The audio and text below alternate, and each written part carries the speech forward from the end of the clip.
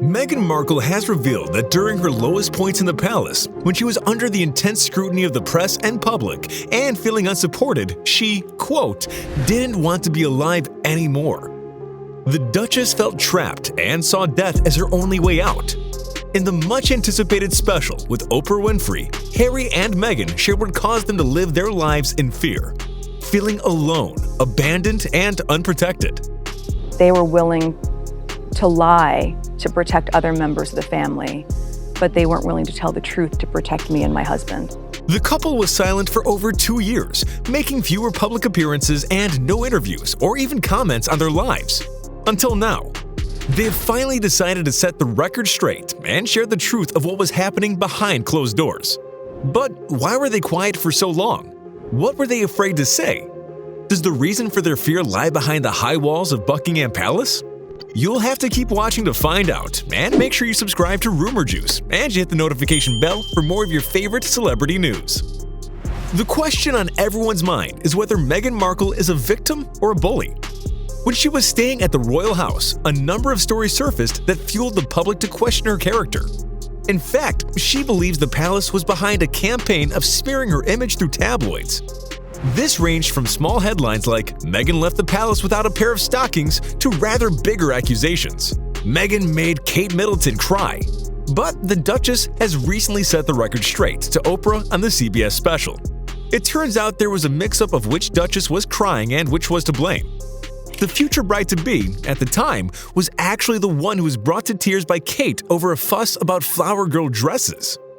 Kate was able to see how hurtful her actions had been and made the move to apologize. She owned it, and she apologized, and she brought me flowers and a note apologizing.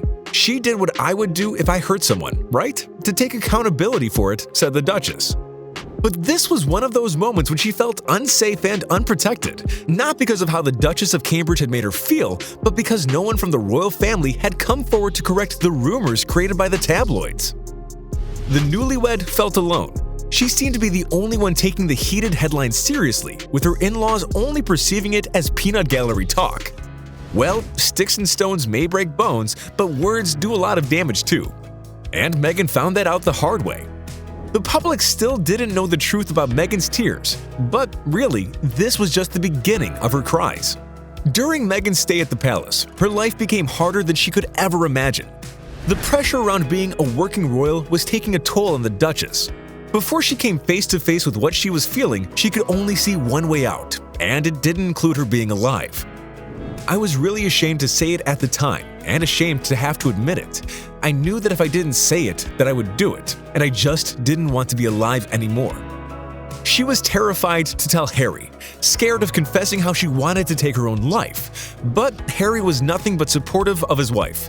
But when the Duchess had asked for help from the palace, she felt worse about herself. I was told that I couldn't get help, that it wouldn't be good for the institution. Meghan says the palace allegedly ignored her cry for help because she was not a paid employee. Perhaps that's what caused both her and Harry to act quickly and make preparations towards moving out of the royal house.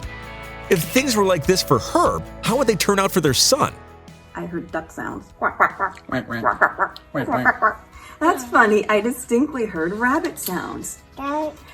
At the time, Meghan had not given birth yet, but they were very serious in preparing for the baby's arrival and the type of home they wanted to raise the young boy in.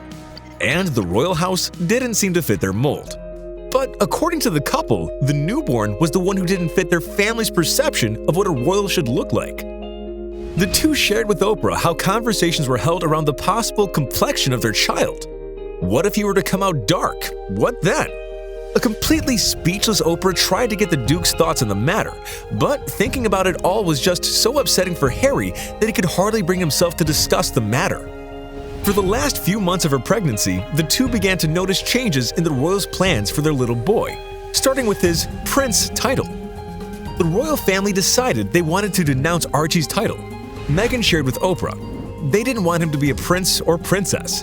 The first member of color in this family was not being titled in the same way that other grandchildren would be. Meghan and Harry were confused by the decision because they didn't get an explanation.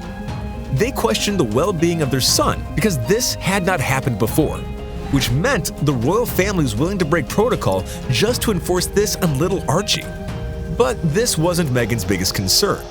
In fact, the Suits actress made it very clear that her most important and cherished title will always be mom.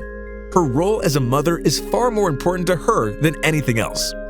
So when her baby boy's title was stripped away, the only thing she was worried about was his safety.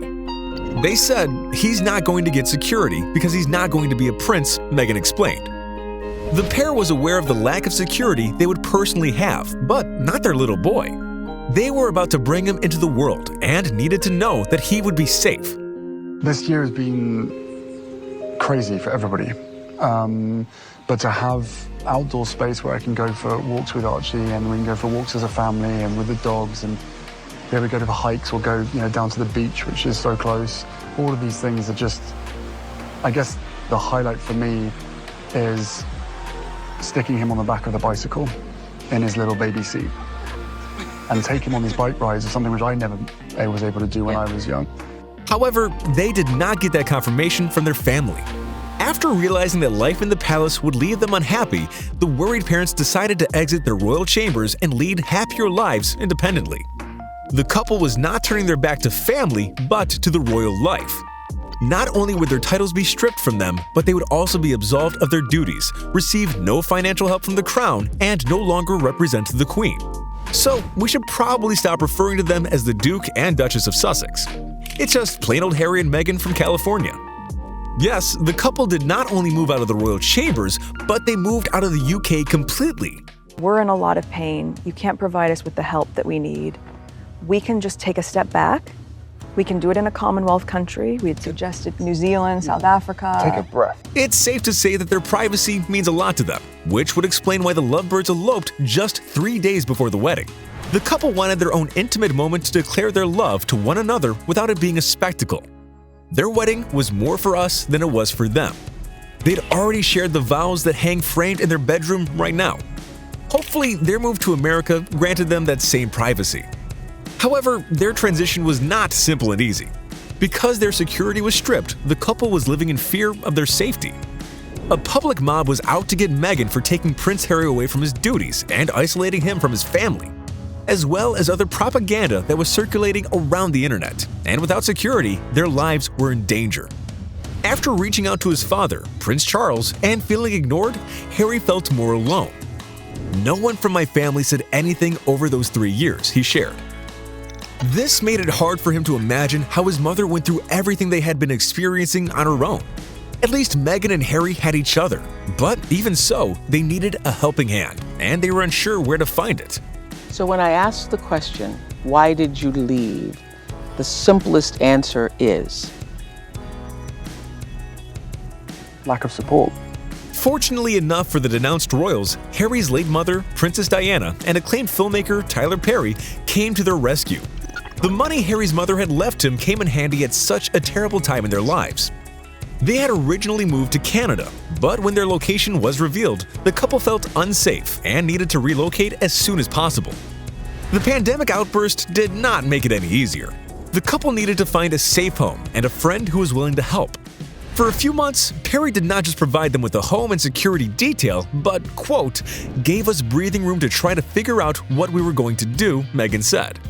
Through it all, Harry's biggest fear was history repeating itself and Meghan following in his mother's footsteps. Both beloved women of Harry's life felt abandoned by the royal family, struggled with unwanted media attention, suffered from thoughts of not wanting to be alive, and in the end, felt unsafe. For me, I'm just really relieved and happy to be sitting here talking to you with my wife by my side, Harry said to Oprah, thinking of his mother. Because I can't begin to imagine what it must have been like for her going through this process by herself. Well, if there's one good thing that we can take away from the interview, it's Meghan's baby bump. The couple revealed that they would be expecting a baby girl and cannot wait to meet the little bundle of joy. To go. However, they did reveal that this would be their last child. They're satisfied with being a little family of 4. And that's all we have for you today. But keep an eye out for more Meghan and Harry news because we all love a royal dish. And who better to serve it to you than Rumour Juice?